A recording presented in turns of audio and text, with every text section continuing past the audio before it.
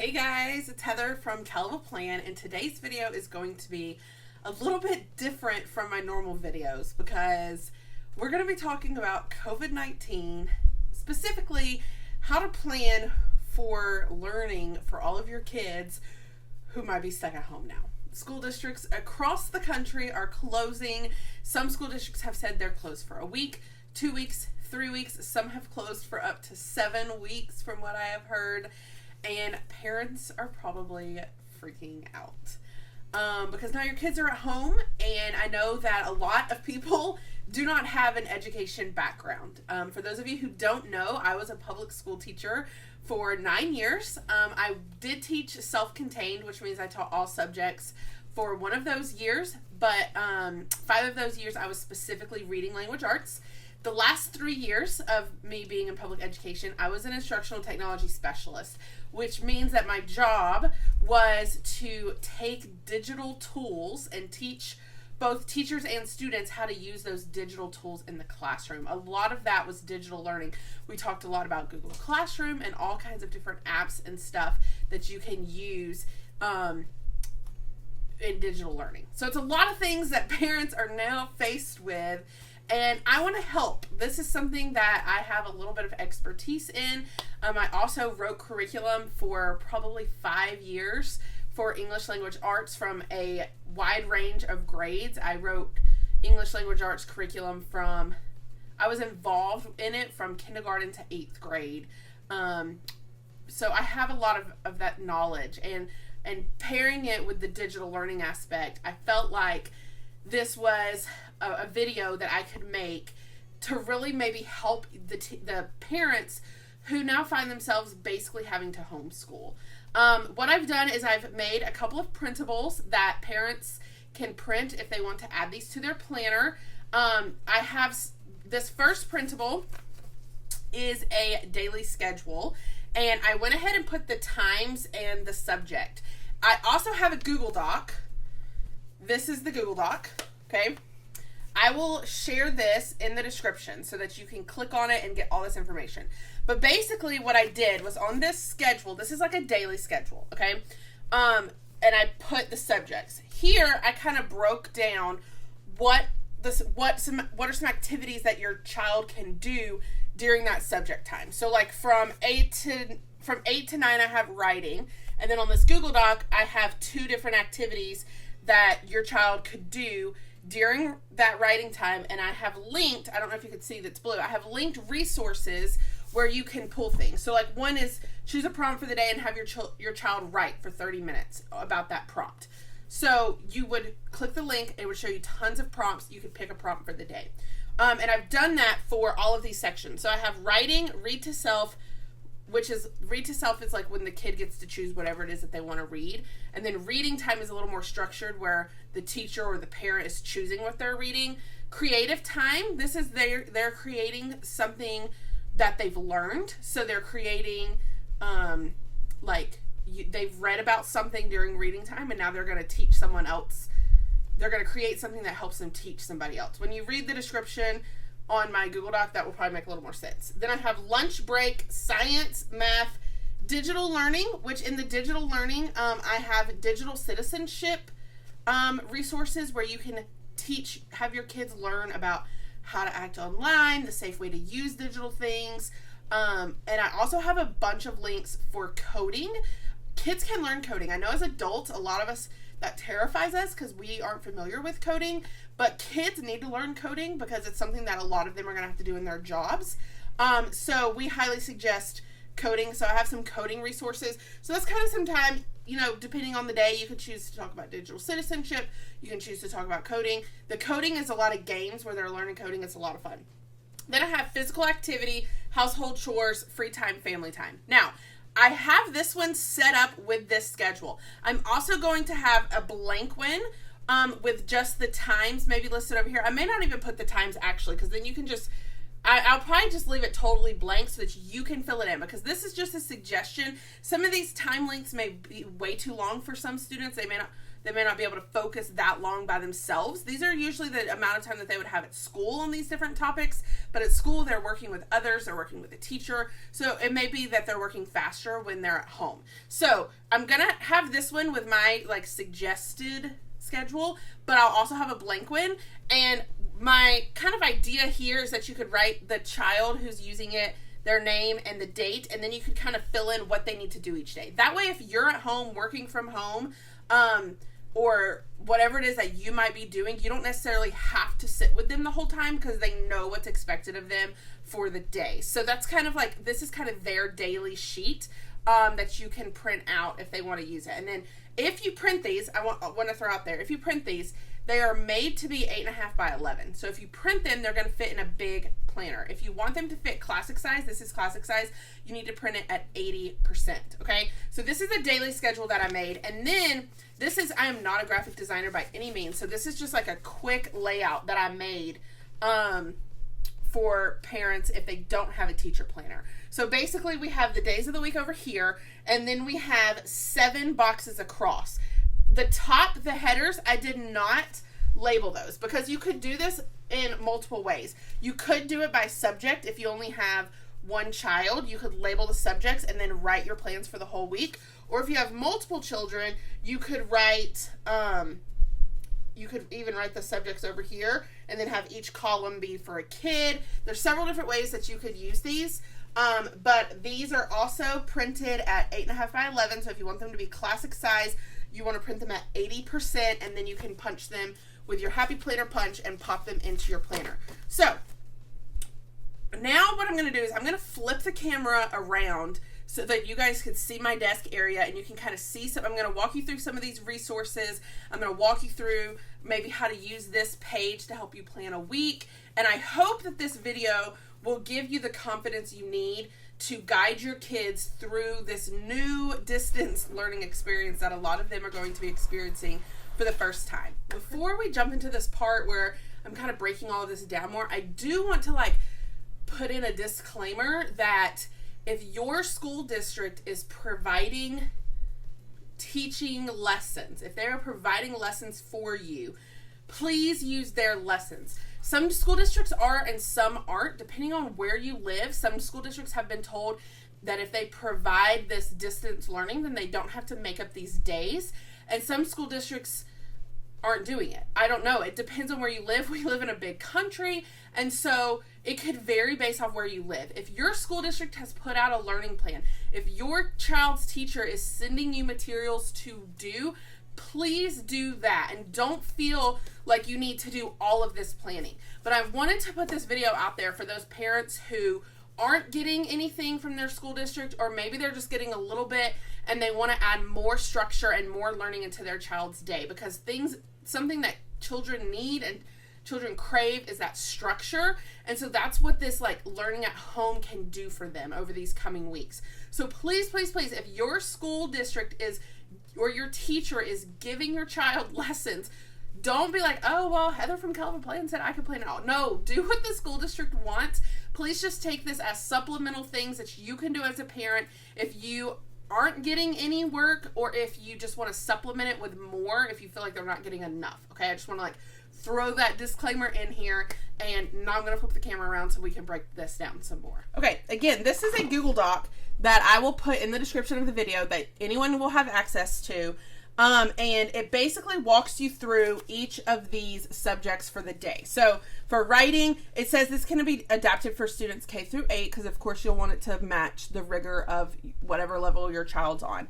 But you could choose a prompt for the day, have your child write for 30 minutes, and then you can have them work on editing and proofreading. This link here will have worksheets that kind of tie into editing and proofreading. Another idea is to have your kids write letters to elderly people in nursing homes, because a lot of nursing homes have shut down. They're going to be lonely. Just write generic letters to them and drop them off, or mail them, or whatever you need to do to get them to the nursing home. Probably mail them. I wouldn't actually go there.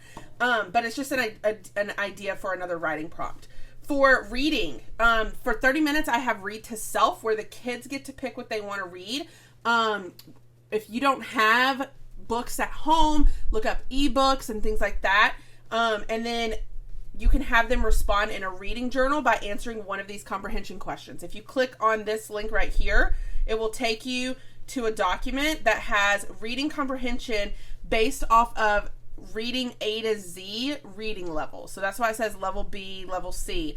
If your school does not use reading A to Z, if your school does use reading A to Z, ask your kid what their reading level is. They probably know. If your school does not use reading A to Z and they know their reading level, then underneath reading, I have this correlation chart where if you click it, it will take you to reading A to Z, and it will show you a correlation to their Lexile level and Fountas and Pinnell, depending on what reading data your school district uses. So that will help you figure that out. So I would definitely give them a journal to use, or a notebook.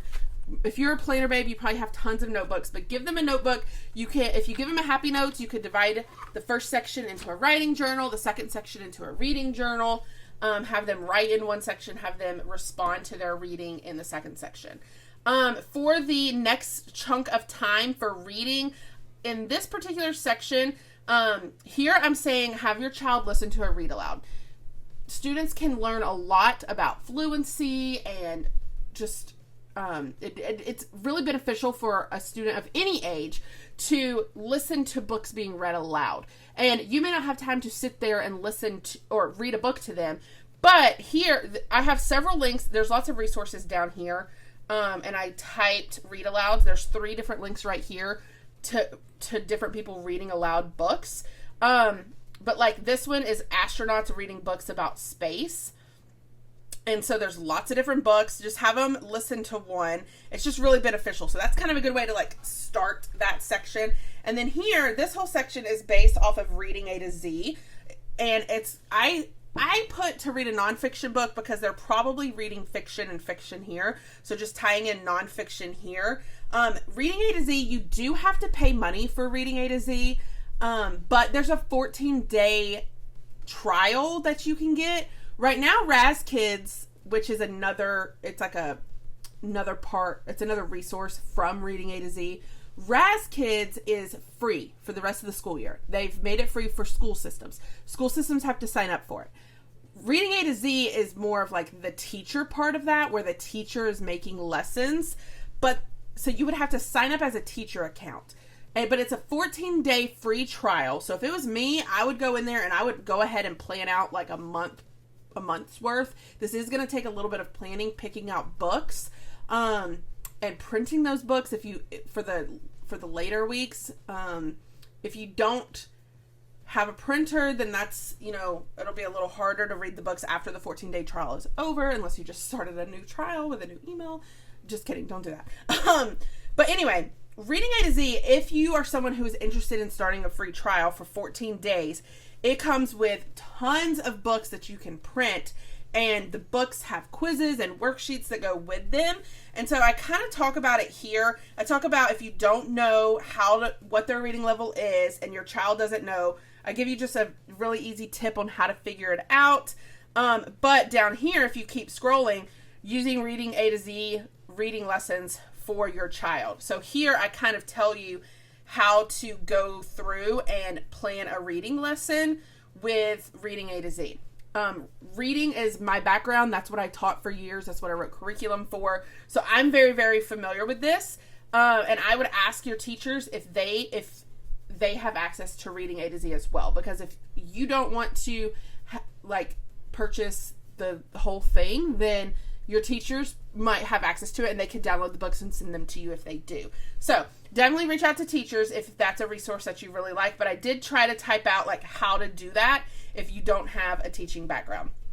So after that, I have creation. This is something I'm really into because my job for a while was instructional technology specialist. And my goal as an ITS was for students to be using their devices to create and not just to consume. And so far, our students have been using their devices in this lesson plan for consumption, but creating is a really good way for kids to show you what they've learned. And so I would have them take whatever they read about in this nonfiction book and create something to show you that they understood what they read. And so this link here takes you to a list of apps that they can use to create different things. But even if you don't want them to create on a device, you could just have them draw a photo, make a poster, make a paper pamphlet, make a clay model. Like, it doesn't have to be on a device. And I wouldn't do a device every single day, because with our kids being stuck home for weeks at a time, they're going to have a lot of screen time. And so it's actually some of this time during the creation, you're going to want them to actually do hands-on stuff as well. So just giving them that time to create, to show what they've learned. Sorry, these messages on Facebook are driving me crazy. Just to show what they've learned will be really, really helpful. After that, after reading and writing, there should be a lunch, a break. It says to let them play outside if possible. Kids are used to having a recess. Of course, depending on where you live, that's not necessarily safe during this time. If you have a backyard, let them run around the backyard, but I wouldn't go like to a public park or anything like that. But just giving them a mental break. Next, we have science. I'm not a huge I've only taught science like once in my whole life. So you'll notice in science and math, I don't have a ton of information written out here. There is science A to Z. That ties into reading A to Z, and there are tons of resources down here that I've included that have great information for both science and math. The Scholastic Learn at Home, this is a really good resource. Every week they're going to be putting up 5 lessons based on a grade level. So if your kid's in third to fifth grade, you can click here, and it has 5 days of lessons that will tie in to science, like discover how scientists may have solved one of nature's greatest mysteries. Why do zebras have stripes? And they're going to be updating this every week. So every week there will be 5 new lessons, and they're doing that for 4 weeks total. So if you need help like with science lessons and stuff like that, then check out some of these down here. There's Scholastic Learn. That's the one I just clicked. Museum virtual tours. Mystery Science, a science podcast, space books read by astronauts, and then you can have them do something with what they learned. There's also lots of math resources down here that I've included, like coolmath.com, Math Antics, just lots of different things. I don't have a lot up here for math and science, but that's because it's not really my forte. From 2:15 to 3 o'clock is where I have digital citizenship or coding lessons. And this website here is really good. This is commonsense.org, and they have multiple lessons. Again, you can choose the grade level, so you could do grades 3 to 5, and they have multiple lessons teaching your child based on their grade level how to basically behave correctly online. They're really good lessons. I used to do them with my students all the time. And then code.org has a lot of games that students can play online that are pretty easy for them to figure out, and it teaches them basic coding. You would be amazed at how fast your kids catch on to that. But I think that, giving your kids 45 minutes a day to really focus on that, especially digital citizenship, just the fact that a lot of these kids are going to be using digital learning way more than they ever have, I think that's really important to teach them along the way. Then I have from 3 to 4, physical activity. Even if it's just like running up and down the stairs, or running in place, or doing like a yoga video on YouTube, or doing a dance kids video on YouTube, something to get them moving. And then after that, I have household chores, bedtime, family time, stuff like that. Of course, you could change the schedule up to where it will work for your family. Here are tons of resources not tons, but enough resources that I have been collecting from different spots. I spent the whole day researching this. This one, Storyline Online, is a really good one. This is where like famous people are reading books to kids. It's really, really cool. So you can, and that's really good for your book read alouds. Newsella is free for the rest of the school year, which is super exciting. You just have to create an account. And this one has really good nonfiction articles about current things, and you can change the reading level on a lot of the articles, and there's also some available in Spanish. So just kind of go through these different resources. As I find more resources, I will add them to this list. IXL is really good for every subject. and they break it down by grade. So here they break it down by grade, they break it down by subject. So you can click, like if you're on 3rd grade and you're doing science, you can click on the skills, and then it'll show you all of these skills. So maybe we're going to do an introduction to fossils. And then it has like questions for them to answer. And if they don't know the answer to the question, then that's something you could teach them. So iExcel is really good. Khan Academy is up here at the top. They are also putting out a schedule for kids. That one's not working. I need to make sure that link's right.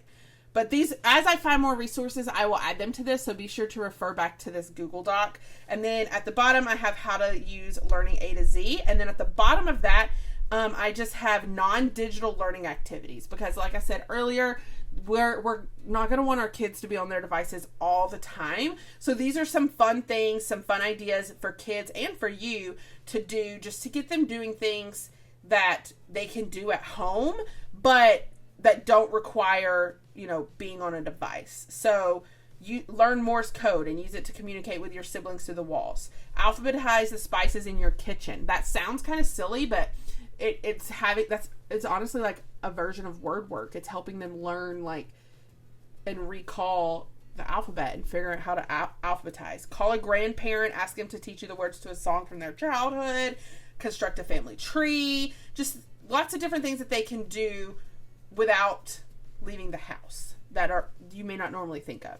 So again, if at the top you could see plans sent by your school district should take priority. I really just wanted to put this together for a parent who's at home with no educational background, in the sense that you've never taught or lesson planned before and you have no clue where to start. I wanted to give you this to help you start. And so then what you can do with these planner pages that I made is, if you give your kid a happy note, if you're into happy planning, if you just found this video because you're just looking for lessons, I'm really into paper planning, and a happy planner is my normal choice. And they also have happy notes, which is basically a notebook. So what you could do is you could give your kid the daily schedule every day, where you just write in kind of what they're going to be doing during each time. So you could even do something as easy as science. You could tell them to go to iExcel and pick one standard to work on, and you just write that in the box. Math, you could say, I don't know, go to coolmath.com and play a game. Just whatever it is that you're planning, you could give them this daily schedule, and then this will help you to plan. So the way that I would use, I'm going to move this. The way that I would use these pages is I would grab a marker. You kind of have a few different options here.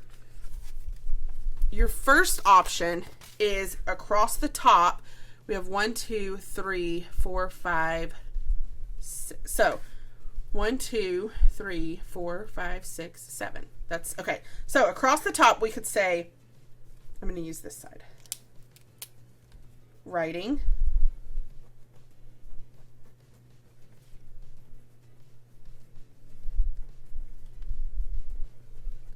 Read to self. Reading. 2, 3, 4, 5, 6, 7. Creative time.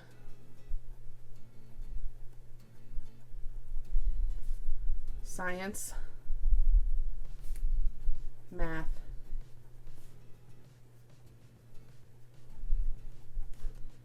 Digital learning. And then once you have it labeled like this, you then just plan each day what they're going to do. So maybe I'm going to show you how I would do this with my lesson here. So for writing, I could go to the prompt of the day. I click this little link. Takes me to these prompts by grade level. So maybe I'm doing 2nd grade. Actually, I think, yeah, we'll just do 2nd grade. There are multiple prompts. There are 30 prompts here. So what's the most important thing you would like to do this summer? I might change that to,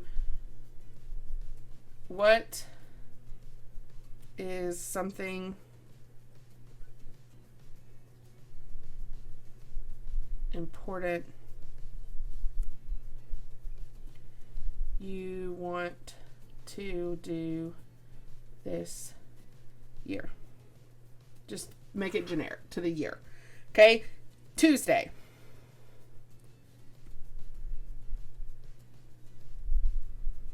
Write about a trick you want to play on your mom. Wednesday. What is your favorite thing to do when you play? Thursday.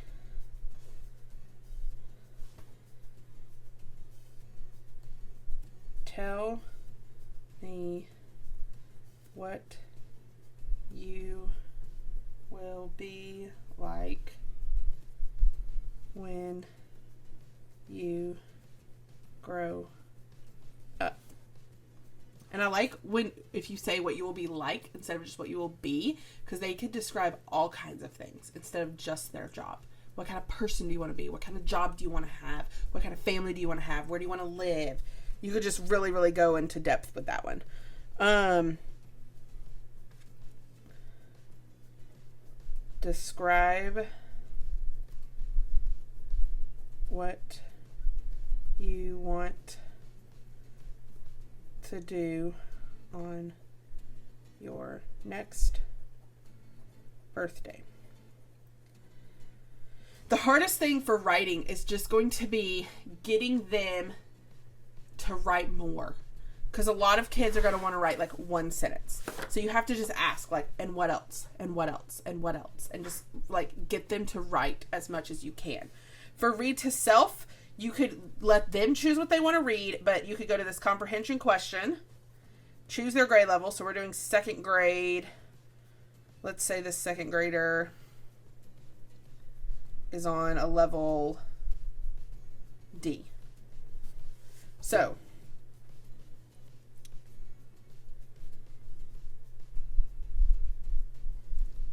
does this book remind you of another book you've read? Okay? And then just fill in with a different question from this comprehension. If they're reading a fiction book to themselves, you're just going to want to be sure to get the question from the fiction section. And if you're reading nonfiction, get it from that section, because the questions won't work if you flip them. So then I would just put a question each day, and then they answered that question in their notebook, and make them write. And then reading, you could just go, if you have a Reading A to Z account, I need to close this. Then you could log in, and here I would probably just write like the name of the text that they're going to read that day, and like what activities you want them to do along with it. So, and I want to throw out there that your student shouldn't be, or your child probably isn't going to read a different nonfiction book every day. Okay, that would be a lot.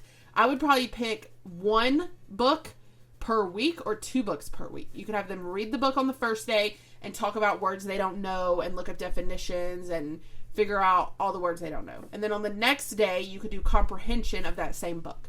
And then on the next day, you could have them create something from that book. So you can break down the book to where you're not using like multiple books at a time. So let's see. This might not let us in because I'm on an iPad. It doesn't look like it's going to. So maybe instead of doing Reading A to Z, because I have other resources down here, maybe instead, we could do a read aloud. You could choose like a read aloud for each day. There's just lots of different options, and you would break that down by the day. Just a generic thing of what you want them to do. And then you would do the same thing for creative time, digital learning. Maybe you say like, here we're going to do coding,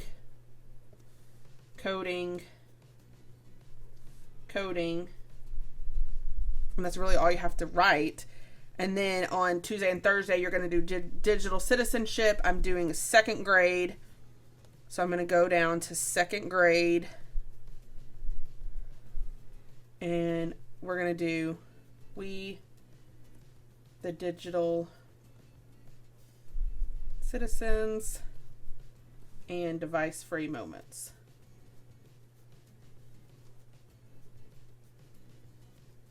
Okay, and so you're using these pages to basically give you an overview of what your kid's going to be doing. And then over here, I would write the date.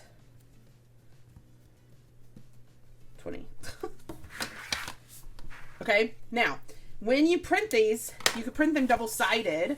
And so I've actually printed several so that I could go ahead and plan for multiple weeks. Okay?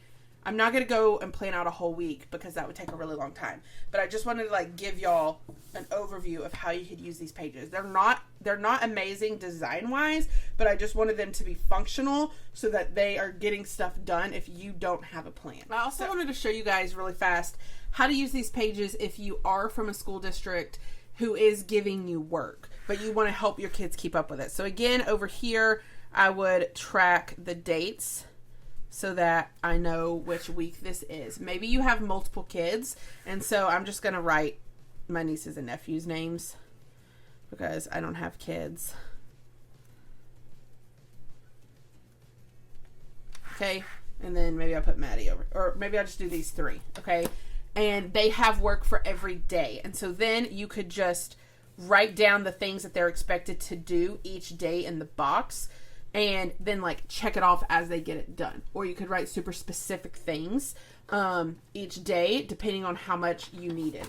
Okay, so there is ways to use this even if your school district is giving you the work, and maybe this will just help you to plan for it and have a place in your planner to put all this information that you don't normally have to put. So you could still check these out even if you aren't like breaking down your lessons and actually having to do the lesson planning. You could still use these to help you keep up with the work that the schools are sending home for your kids.